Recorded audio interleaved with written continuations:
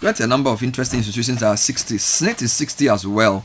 And not to be overshadowed by the central bank and not in competition.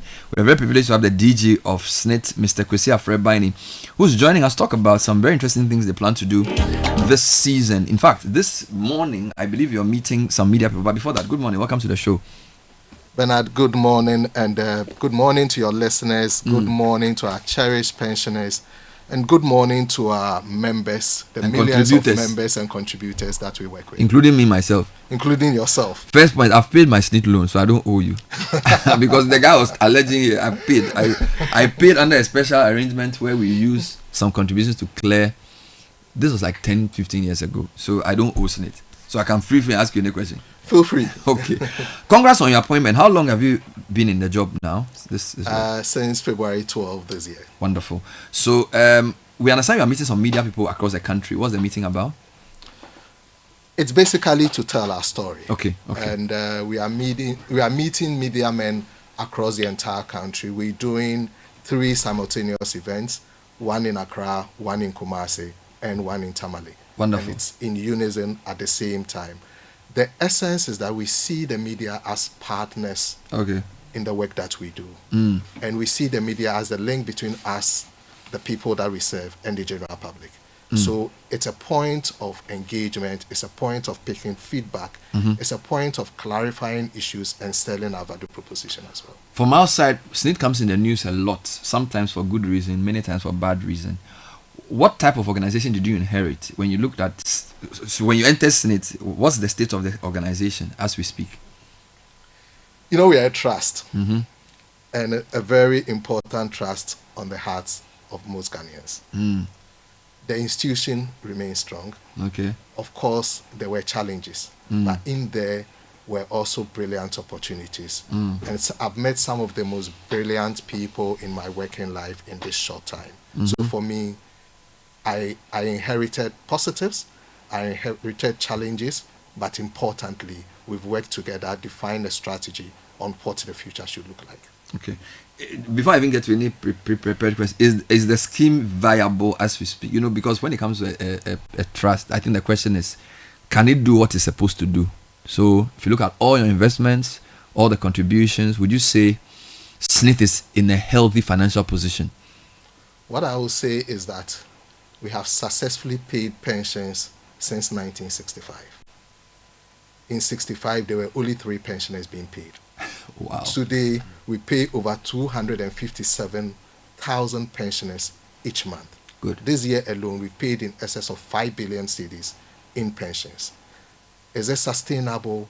The trust will continue to evolve, we'll continue to make it stronger, and we'll put in systems to ensure that we never fail. And by the way, this is a defined benefit scheme. So it's one that we have to pay. It's one that government even has to guarantee as well. So there's nothing like the trust will fail, for which reason people's pensions will be in jeopardy. Now, what are the new things you're trying to bring since you took over? Any new innovations that you are introducing since you became DG? Many. Immediately we came in, we quickly reviewed the strategic plan and decided to build a new 3-year strategic plan that would define what we would do in the next couple of months. Anchored in that plan was our strategy on building a digitally led business. So the trust already had many digital channels, but we needed to refresh them, make them more nimble, make them more convenient and comfortable for people to use. In doing so, we then created add-ons. Like today, instead of a pensioner who is aged above 72 walking into our branches to go and get their pensioner certificate renewed, this year we rolled it out. So now, digitally, in the comfort of your home, you can then get your pensioner certificate renewed. Now, one thing that people even talk on about SSNIT is whether all the pensioners that we pay are actually alive. We are exploring using this digital tool to now ask people even below 72 to consciously be verifying and recertifying that they are alive for us, so that when people don't certify, it gives us the opportunity to take those people off the payroll and avoid instances where we pay into accounts for dead people. Interesting. The government announced, I think, a couple of days ago that agencies that issue biometric card should sort of allow or stop, and they should basically integrate with NIA. I'm reliably informed that SSNIT did that long ago. That one of the institutions that is integrated with NIA. Can you confirm this, and also how that's working for you? Because I do know there are a number of government agencies that still want to produce their own biometric systems of verification. We stopped producing our own cards long ago. All right. Now the basic ID we use is NIA. Good. And actually now we are in collaboration with NIA to ensure that our members who don't have NIA cards can walk into our branches and get their NIA cards issued to them at our branches together with. I actually serve on the NIA board as well. Wonderful. So we're working together to ensure that it's a very seamless process. The people can now onboard onto SSNIT using our mobile app. Good. The anchor on which that is done is actually the NIA card. And the pensioner certificate verification is anchored on the NIA card as well. So there's a lot of collaboration between us and NIA. So you're 60 years old. You said in 65 there were only 3 contributors. Now there are about 250k. That may be impressive, but Ghana has a population of 30 million people. If you look at our working population, even the formal sector, all right, we have about 2 million workers. So if you have only 250,000 people on SSNIT, is that not to say that there are many, many, many people who should be contributing who are not? No, our total membership is in excess of 4 million. Okay, thank you. Out of which 2.1 million are active members. Thank you. The 257 are people who have gone on pension. That you are paying. That the people that we are paying pensions to. But Thanks our for active clarifying that. membership is 2.1. Good. We've done well with the formal sector. But the world of work has changed. Today, the gig economy is there, platform workers are there, the informal sector is actually much bigger than the formal sector. And that's why we rolled out the SSNIT program, self-enrollment, to enable people in the informal sector be enrolled. Now, to ensure that people can enroll easily, we've decided this year that we'll do co-location with banks. The initial thinking was to reduce the cost to serve. Okay. But we then quickly realized that we could scale up with that approach, because with the co-location this year alone, we are rolling out 27 new co-location points. We could not have rolled out 27 new branches in a particular year. And there are many districts that do not have SSNIT offices. Good. But with the co-location, we could leverage with banks and be at each district in the country. So those are some of the initiatives that we are using to increase coverage and expand our reach and accessibility to us. This drive to get informal sector people, how are they responding to it? As you rightly said, the world of work are saying now people who are in the so-called gig economy, whose revenue streams may not be monthly. They may work and be paid after 3 months. Some may get money every week for 3 months, and then next 3 months they get nothing. How flexible is the scheme in accommodating those kinds of revenue streams? The informal sector scheme allows that, what we call the self-enrollment, because then you define based on what will be coming in based on your own projections. And to facilitate some of these, this year, we made a decision to scale up with a virtual branch. Good. Where you can have the full bouquet of our services sitting in the comfort of your homes. The virtual branch would actually come on stream. It's scheduled to come on stream on 15th November. And it's part of our strategy to make sure that there's convenience, there's accessibility, and hey, we are expanding and expanding in a modern way. Let me read some comments that came through yesterday and today. Good morning. I know you are interviewing my DG. Question to him: is the head office going to be renovated? The building looks too dilapidated. I won't mention the name of the sender. That's a question for you. A question to the SSNIT DG: what is the position of migrants who want to have their social security contribution back home in Ghana? Can Ghanaians working outside send money for SSNIT contribution? This is Dr. Ado. And then another one, also from somebody related to the system: ask our DG about investments on SSNIT properties that have long been stalled. So maybe let's take it one by one. Okay, let me pick the head office first. Yes. You know, when we came in, there was a budget slightly in excess of 100 million to do a bit of a facade around the building and make it have a modern feel. The thinking, however, when we came in was that to spend 100 million that way, 100 million cedis. yes, wasn't the best use. So Hey. we then set as the team Of whose money? Well, it's part of the administrative cost. So then we said that let's get a professional team to really assess this building all in all, and let's decide on what we want to do to modernize the building. So yes, that exercise is ongoing, and at the right time, a decision will be made. How old is this building you are working from? This building, it's from the early 90s. So I see. Now, on the bit of can you contribute from outside, the law actually doesn't allow Ghanaians working outside to contribute to the scheme. Currently, law allows Ghanaians working in Ghana and foreigners working in Ghana to contribute to the scheme. So you contribute to the total social security of the country that you live in? Yes. Not the country that you come from? But what if I want to, maybe I live in the UK and I have extra income and I want to, I don't know. Those are conversations that are coming up. And because most of them may want to retire and live here. So they want to prepare for they don't work here. But they send money to their people to build houses every week. Maybe we should look at the law. There's always been a controversy about your investments, right? Do you publish the quality of your investment for all of us to assess? Even the list, do we know? Is there somewhere I can go to see where SSNIT's money has gone into, whether it's the Emporium, whether it is some estate somewhere or whatever? Because I think the controversy has been that sometimes SSNIT enters into ventures that don't really yield anything, and it's a waste of our potential money. I think that's the general conversation. I think that some of these conversations would enable us clarify and also address some misconceptions. The asset of the scheme keeps growing. At the time we came in, total assets under management was slightly above 20.4 billion cedis. Today, total assets under management is 25 billion. Now, we get a principle around, can our investments be handled better? Absolutely yes. And that is why in August this year, the board and I met the chief executives of all our investee companies to really have a deep dig down and understand where we stand and where we are going. Okay. From next year, each chief executive will be signing a performance contract which will define how the future should look like.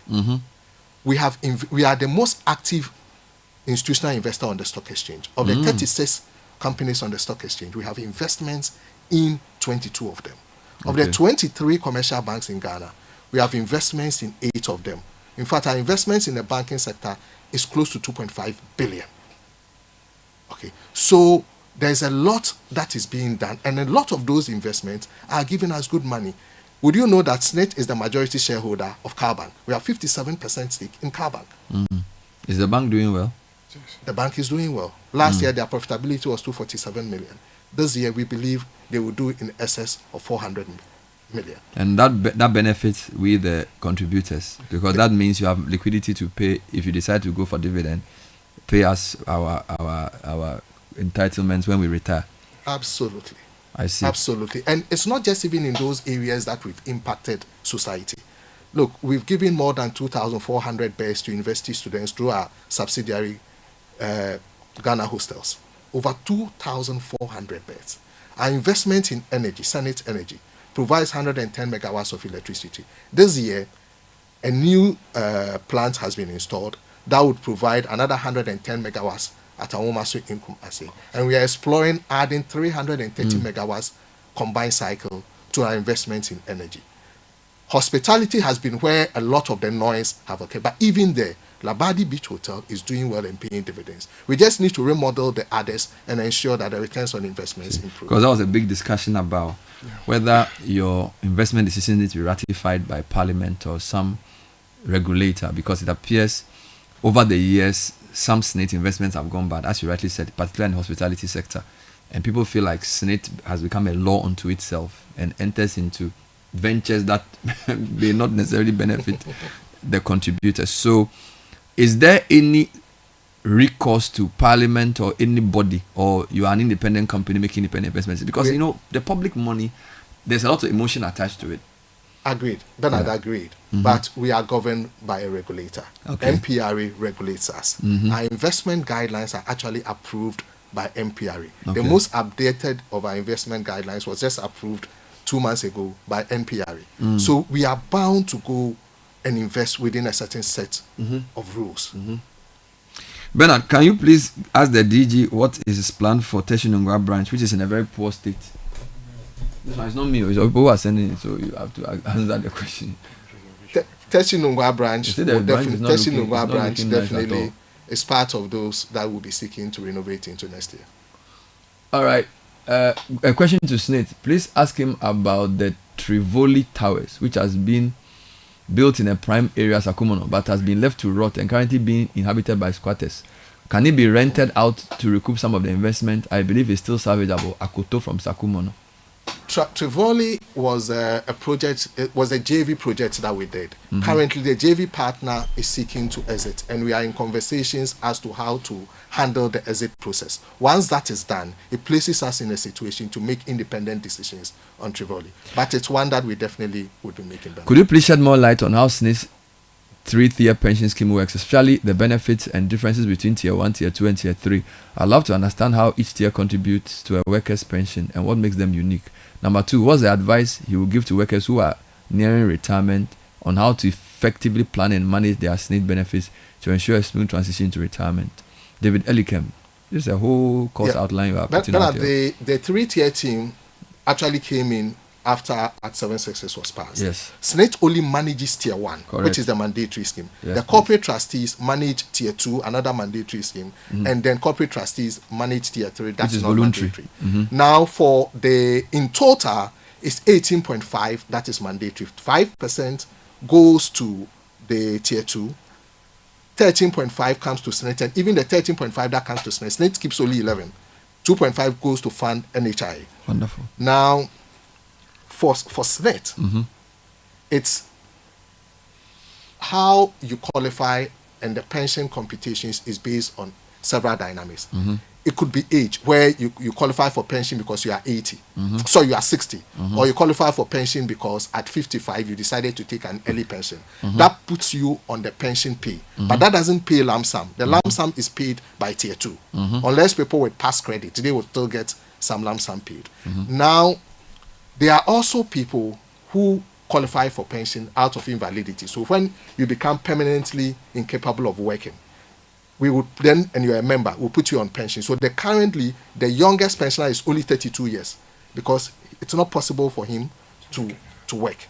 The oldest pensioner is actually 115 years old. In this country? In this country. So it means that after 60, we've paid him for 55 years, almost double. So there's somebody who's 115. 115, and in October we paid him. Chopping pension. Chopping pension. I see. Then there's also immigration. Wow. So foreigners working in Ghana, when they are going back to their country permanently, we pay them their benefits. In dollars? No, in cedis. Good morning. Please ask SSNIT DG if they are considering proposals to increase the percentage of contribution. Some of us have sent proposals to MPRA. Employees should move from 5.5 to 10%. Employer from 13 to 15. What does he think about this? Honestly, I think it's one of the things that MPRA should lead a discussion on. All right. Because if SSNIT were to run as a pay-as-you-go scheme, currently we shouldn't be getting 11. Currently we should be getting about 12 to make the scheme sustainable. But because it's a mature scheme with old investments, we are able to supplement and make it work. So this is a broader conversation that all stakeholders in the industry need to sit and have conversations on. You are getting a lot of questions. Can I make contributions to SSNIT as an individual or an entrepreneur through a standing order? Yes. Yes, you can. Okay. Our digital platforms provide for that. Okay, that makes a lot of sense. What are the plans for the anniversary, 60th anniversary? Maybe let me come back home. What are you doing? Are we just doing press conference and leaving it there? Do you have any elaborate celebration for the 60th anniversary? We would be having a symposium with many stakeholders, I believe on November 5th. Wonderful. To engage stakeholders, listen, get ideas, share ideas, have feedback, interact, and redefine the future together. We'll be having a Thanksgiving service as well. 60 years is worth celebrating. And at the Media Connect today, we'll provide details on some of the initiatives and anniversary activities that are being rolled out. From the interest the interview has brought to listeners, you also may want to be doing more regular media visits for your people to be answering questions, because a lot of people have questions for SSNIT about the investments you do and also about their contributions. So I'd like to thank you for your time. Kwesi Afreh Biney, who is the DG of SSNIT. Congrats on 60 years of pension contributions, and long live SSNIT, long live Ghana. Thank you very much. And I would, just as a roundup, I would encourage all Ghanaians to sign up to the scheme. Very important. It's important, like we say at SSNIT, for that personal. Let's win together. 0302 611 622. That's their number. Go to a SSNIT office and sign up.